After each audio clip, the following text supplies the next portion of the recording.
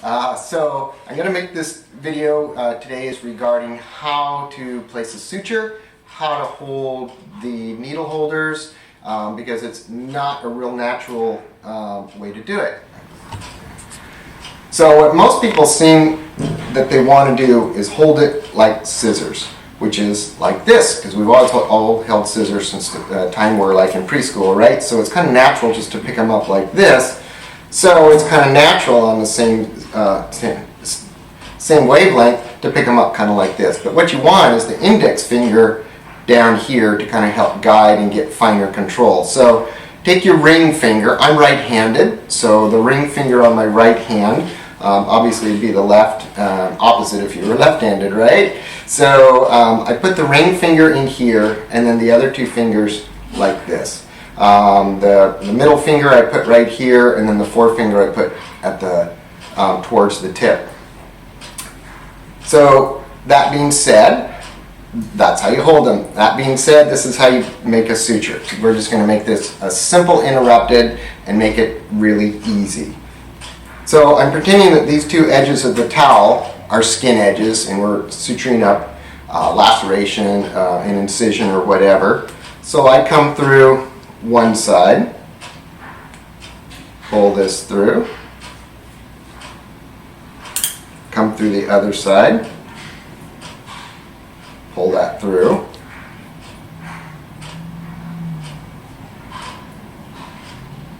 there we go. So how you make the suture is we put what's called throws in there. So I put the needle holder in the middle and make a loop around it like that. Grab the end. You have to keep a little tension on the suture, otherwise it may fall off, which is no big deal. You just do it again. Pull it through, and there's the first throw. Put this in the middle and make a loop again. You're coming the opposite direction, and then pull it tight. I won't pull it real tight. Leave it a little bit so you can see the square knot there. That's what we want. If it's not a square knot, it'll untie too easily. There was another throw, put it in the middle, make a loop around. And so that's 4 throws. They're very loose because I'm doing it for demo purposes, but that's basic. Okay, I'm going to slow down the last section to show the tying of the knot in more detail. So the needle holders are placed over the incision in the middle. The suture is brought over the top and looped around. Grab the free end and pull it through. Pretty similar to the way you really would tie your shoe, starting the knot with an overhand knot. Pull it in the opposite directions that you started with. Again, for the next throw of the knot, place the needle holders in the middle over the incision between the two suture ends, and the suture goes over the top. Even though you're going in the opposite direction, it goes over the top of the needle holders. Grab the loose end, pull it through. Again, you're pulling in the opposite directions, right, because you're making the loop. We'll do another throw here. Again, put the needle holders in the middle between the two suture ends over the incision. Make the loop over the top. So each time the loop is made over the top of the needle holders. Reach through, grab the loose end, pull it through. Okay, over the top with the needle holders in the middle.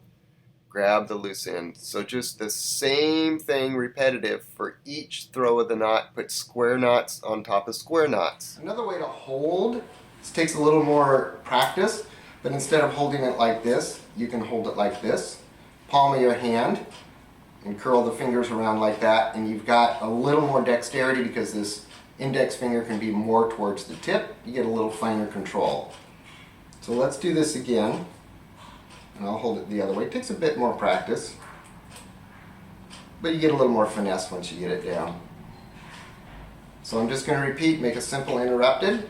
If you've got slippery suture like a monofilament like this PDS is, you might want to make a double throw the first time, and some people call that a surgeon's knot. And it stays on its own better. It doesn't want to uncoil.